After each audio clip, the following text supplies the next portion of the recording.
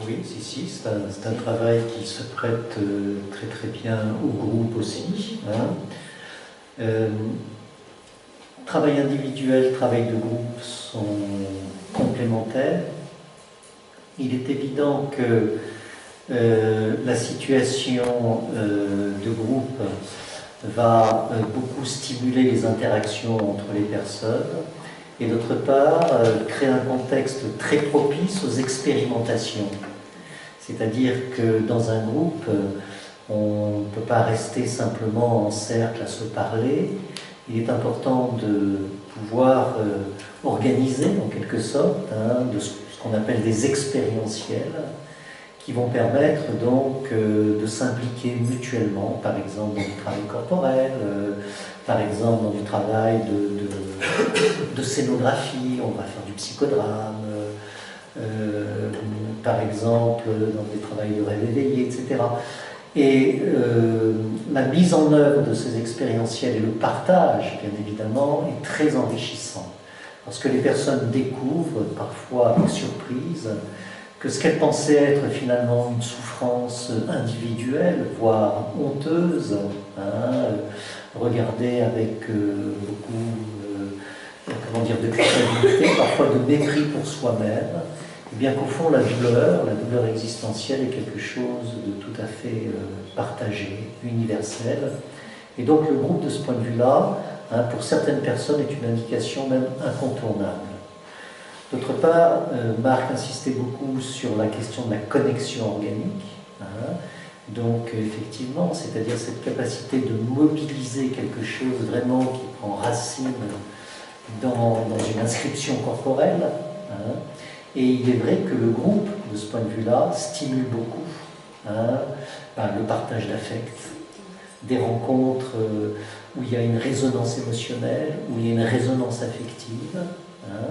Et donc, c'est un lieu où, bien évidemment, les outils de l'analyse psycho-organique trouvent toute leur place. Et il existe des stages, par exemple, comme le processus de naissance, qui peut se faire en individuel avec des aménagements, et qui est un processus thérapeutique, un outil thérapeutique, qui est particulièrement adapté à la situation de groupe. Alors, ça ne veut pas dire qu'en individuel, on ne va pas faire aussi des exercices parfois. Mais c'est un peu plus compliqué. Alors là, on a aussi pas mal réfléchi à cette question. Vous savez que ce qui, généralement... nous travaillons dans ce qu'on appelle une clinique du sujet. Ça veut dire que c'est une forme de psychothérapie où on se préoccupe vraiment de la singularité de la personne.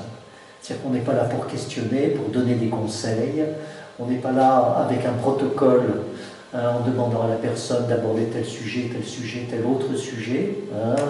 On travaille vraiment sur l'émergence d'un processus où la personne, petit à petit, va se mettre en mouvement à partir de ce que nous pensons être l'essentiel pour elle. Comme l'a indiqué Marc, on ne renonce jamais à ce que l'on n'a pas eu. Au fond, dans l'inconscient. D'accord ?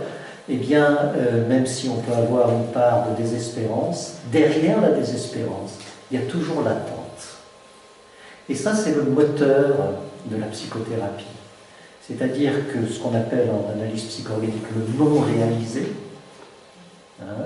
eh bien, est toujours en attente. Et le fait de laisser une situation ouverte, avec bien évidemment, comme le disait Marc aussi, un professionnel attentif, présent, chaleureux, qui convoque quelque chose, bien évidemment, qui constitue une forme d'appel, une appel à une forme d'humanisation de soi. Lorsqu'on a quelqu'un, d'ailleurs c'est une expérience, la première fois qu'on rencontre un thérapeute qui est vraiment là, c'est une expérience radicale. C'est-à-dire quelqu'un qui s'intéresse au moindre souffle, à la moindre virgule, à la moindre parole, qui porte un intérêt à ce qu'est la personne dans son entièreté, qui ne néglige aucun aspect, justement, de sa façon d'être là. Tout a son sens, tout a un intérêt, tout a une valeur. Non pas au sens d'une espèce d'investigation paranoïaque, mais une valeur au sens que c'est digne d'intérêt. Si c'est là, ça a du sens. Bien évidemment, c'est une expérience qui est radicale. La première fois, on découvre un thérapeute dans sa présence. Et donc, c'est ça qui va stimuler le processus. Mais le problème que l'on rencontre, bien évidemment, c'est qu'il y a beaucoup d'obstacles à l'intérieur de soi. Si nous avions un accès clair à nous-mêmes, bien évidemment, on n'aurait pas besoin de psychothérapeute. Et le psychothérapeute, ce n'est pas celui qui sait, qui va expliquer ce que l'on n'arrive pas à connaître de soi, non. C'est celui qui va ouvrir une voie d'exploration. Ce n'est pas la personne qui va amener du contenu au client, qui va lui expliquer ce qu'il doit penser, ou qui va lui donner un modèle d'interprétation de son expérience. Ce n'est pas du tout thérapeutique, cela. Ce qui est thérapeutique, c'est de pouvoir accompagner l'émergence par ce processus que je décris, et donc de faire que ça travaille. Et pour que ça travaille, eh bien, il est souvent utile de proposer des modalités d'expérimentation de soi. C'est-à-dire, être juste en face à face par la parole, c'est rarement suffisant.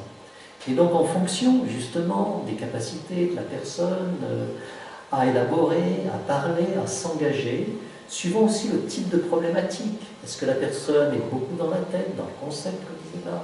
Est-ce qu'elle est beaucoup dans la connexion organique, beaucoup dans l'organique profond? Voilà. On va justement proposer là la possibilité qu'elle s'expérimente. Et donc, même en individuel, nous proposons des exercices. Alors, comment on fait? Parce que vous voyez bien que ce n'est pas simple. Si on veut laisser la place à l'émergence du processus, si en même temps le thérapeute prend les choses en main en disant « bon, ben, on va faire ça aujourd'hui », vous voyez bien qu'il y a quelque chose qui devient bancal. Parce que le thérapeute devient actif, risque d'envahir l'espace thérapeutique de sa technique, etc. Et donc, nous avons par rapport à ça des façons de faire, et en particulier, on instaure des cadres dans le cadre. C'est-à-dire qu'on va dire à la personne, par exemple, tu vois, ça fait un moment que tu parles de cette problématique, de cette thématique. Eh bien, je te propose qu'on l'explore différemment. Je te donne un exemple. Par exemple, une personne qui va dire, oui, ça fait un moment, j'ai comme un bloc. Je sens bien que j'ai un bloc, que j'avance pas. C'est un bloc, il est en moi. Voilà, il m'arrête, je ne peux pas aller plus loin. Et donc, si on dit à la personne, d'accord, associe sur ton bloc, etc., il n'y a pas grand-chose qui vient. Alors, peut-être là, on va lui dire, écoute, ce que je te propose, c'est qu'on travaille sur ce bloc. Et là, on a différentes possibilités de travailler sur ce bloc. On peut lui dire, ok, est-ce que tu peux voir cette image? Est-ce que tu peux fermer les yeux? Est-ce que tu peux la décrire? Est-ce que tu peux laisser cette image devenir ce qu'elle est? Est-ce que tu peux donc mettre cette image à l'intérieur de toi, la laisser se développer et sentir ce qu'elle crée en toi, etc., etc. Ou on peut travailler dans l'esprit où Marc le décrivait. Est-ce que tu peux regarder ce bloc? Comment tu le vois? Décris-le-moi, etc. Quelle expérience tu fais par rapport à ce bloc? Comment tu veux t'exprimer?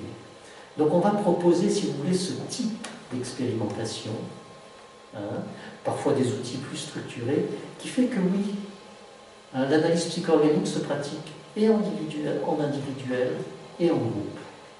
Parfois avec le même psychothérapeute, parfois avec des psychothérapeutes différents. On peut, suivant les professionnels, parfois pratiquer et l'individuel et le groupe, parfois on pratique, par exemple, que de l'individuel. On envoie chez un collègue faire du groupe, parce que ça nous semble adapté au développement de la personne. Donc les deux sont possibles.